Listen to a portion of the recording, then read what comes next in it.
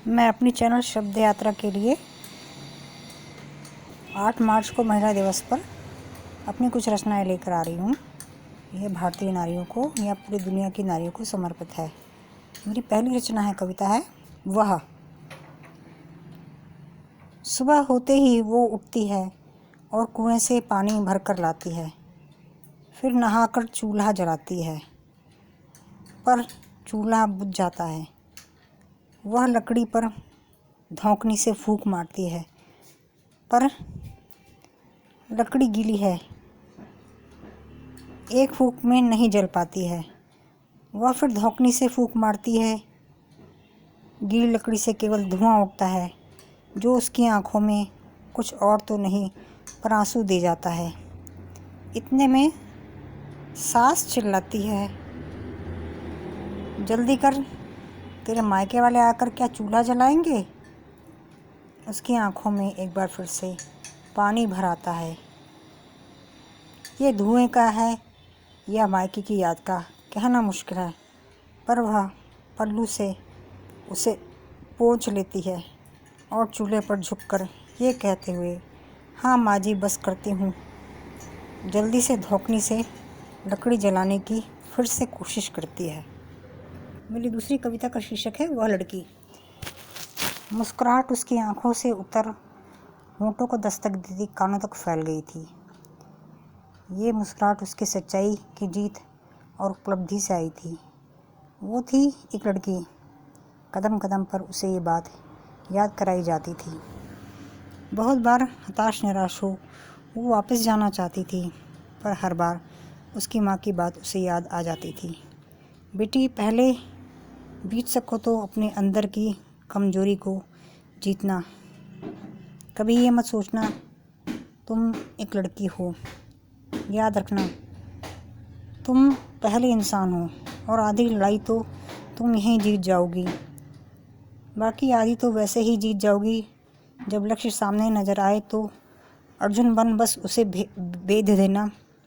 देखना समय और तुम्हारे चारों ओर बहता सब कुछ थम जाएगा।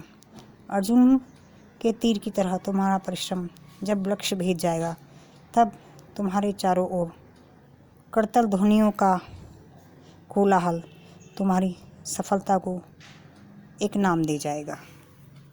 मेरी तीसरी कविता का शीर्षक है वह। वह एक कहानी जो रह गई थी अधूरी, सोचती हूँ आज क्यों न कर डालूँ मैं पूरी। वो जो एक लड़की देखने में बिल्कुल आम सी थी, उसमें कोई ख़ास बात भी थी। मुंह से कम, आँखों से वह ज़्यादा बोलती थी, अपने होंठों पर मुस्कुराहट को तोलती थी। दुखी हो तो भी चेहरे पर वह न लाती थी।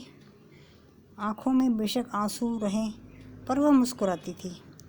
दर्द को अंदर ही पी जाती, पर मुंह से कुछ न बोलती थी। कुछ गम उसके कुछ परायों ने दिए थे, उन्हें अपने कंधों पर लादे वह सदियों से चलती चली आ रही थी।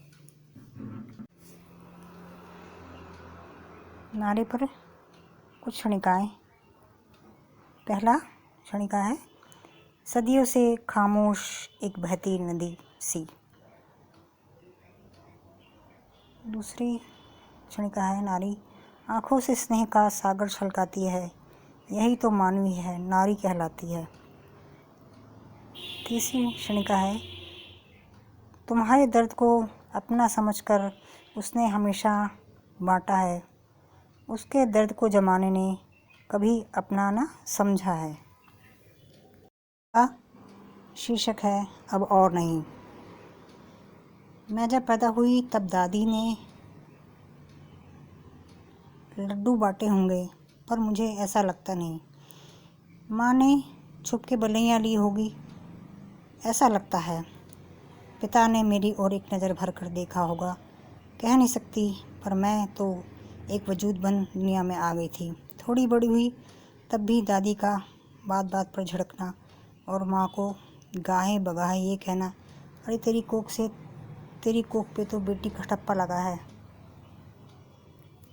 तभी तो एक के बाद एक 3 जनी हैं और माँ जब भी मौका पड़ता एक धौल जमा देती और कोसती करमजली पैदा होते ही मर क्यों न गई। मेरा अबूद मन ये समझ न पाता। मैं बड़ी हुई, मेरी बहनें भी ब्याही गई। एक दिन मेरी बारी आई, तब माँ ने धीरे से कान में कहा, लड़ू आज तुझे भी देखने कुछ लोग आएंगे, ले ये साड़ी और जेवर, तैयार हो जा। आँखों में थोड़ा काजल और बालों में गजरा लगा। मैं तैयार होकर जब उन लोग के सामने गई, सब मेरा मुआयना इस कदर कर रहे थे, लगा मेरी आत्मा तक नग्न हो गई है। मुझे उस हार घर की याद हो आई जहाँ हर गुरुवार गाय भैंस की खरीद फरोख्त होती थी। हर खरीदार अपने हाथों से निरख परख कर गाय या भैंस खरीद लेता था। मैं अभी सोच ही रही थी, बधाई हो का शोर गूंजा और पता चला मुझे पसंद कर लिया है। और मेरी हाँ या ना किसी कोने में दुबकी खामोश बैठी अपना इंतज़ार करती रह गई। दादी ने बलैया ली और कहती भी गई, आज तो बिल्लू के सीने पर धरी यह आखिरी सिल भी उतर गई और मैं बेटी से कब सिल बन गई मुझे पता ही नहीं चल सका। पर क्या मुझे भी अहिल्या की तरह उद्धार के लिए इसी राम का इंतज़ार था? सोचा बहुत तो लगा दिमाग फट जाएगा, पर अब और नहीं। सोचा नहीं, क्यों बनने दूँ खुद को अहिल्या, मुझे स्वयं ही राम बनना है और अब कोई और अहिल्या न बन पाए। मेरे इस वीडियो को अधिक से अधिक लाइक करें, सब्सक्राइब करें, शेयर करें। यह महिलाओं के लिए उनके महत्व के लिए आपकी तरफ से एक प्रयास होगा। मैं ऐसा चाहती हूँ कि आप ज़रूर करें।